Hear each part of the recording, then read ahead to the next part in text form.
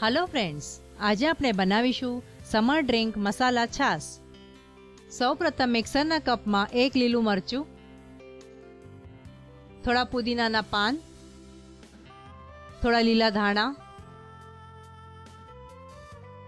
1 cup દહીં, half teaspoon શેકેલા જીરાનો પાવડર, हाफ टीस्पून સંચળ, हाफ टीस्पून मीठू અને જરૂરિયાત પ્રમાણે ઠંડુ પાણી નાખી દઈશું। પછીથી આ મિક્સરને બ્લેન્ડ કરી લઈશું। હવે આ છાશને ગ્લાસમાં સર્વ કરીશું।